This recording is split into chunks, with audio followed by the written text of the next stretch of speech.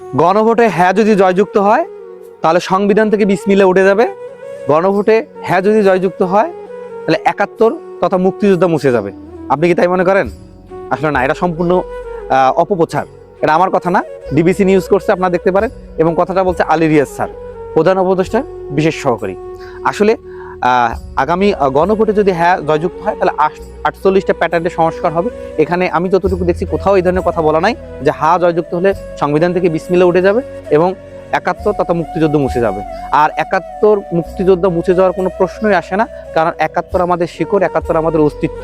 এবং মুক্তিযুদ্ধ যারা মুক্তিযুদ্ধে ছিলেন, মুক্তিযুদ্ধ করেছেন, তারা আমাদের মাথার মুকুট। সবসময় তারা রাজনীতি দলমত নির্বিশেষে উপরে থাকবে, এটাই তো আমাদের চাওয়া পাওয়া। তো আসেন আমরা একটু স্বচ্ছ ধারণাটা নেই। আসলে গণভোট যদি জয়যুক্ত হয়, গণভোটে যদি হ্যাঁ জয়যুক্ত হয়, তাহলে যে ৫ই আগস্টের পরে যে সংস্কারের কথাগুলো বলা হচ্ছে, তাহলে মোটামুটি যে ৪৮টা জায়গা আছে, ৪৮টা প্যাটার্নে সংস্কার হবে। যদি না জয়যুক্ত হয়, সংস্কার হবে না।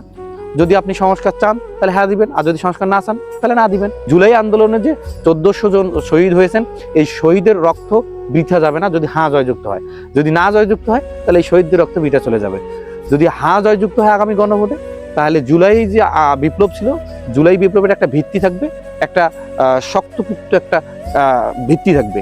আর যদি না জয়যুক্ত হয় তাহলে থাকবে না। ৪৮টি সংস্কারের মধ্যে তো ৮টা ১০টা সংস্কার সবার, আপনার আমার সবারই ভালোভাবেই জানা আছে, সুন্দর কথা। তার মধ্যে আজকে একটা কথা বলবো, যেখানে হচ্ছে বিচার বিভাগ স্বাধীন থাকবে।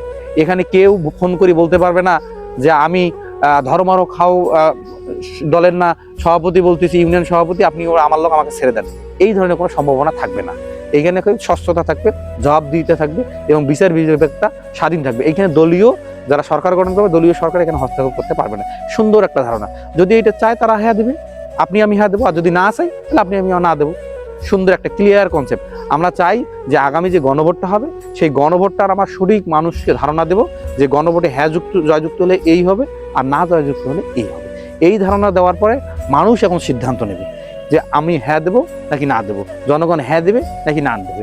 আমরা এই ধরনের অপপ্রচার থেকে বিরত থাকি এবং মানুষকে সঠিক গণভোট সম্পর্কে সঠিক ধারণা নেই। মানুষই আগামী ১২ই ফেব্রুয়ারি সিদ্ধান্ত নেবে হ্যাঁ দেবে নাকি না দেবে। ধন্যবাদ।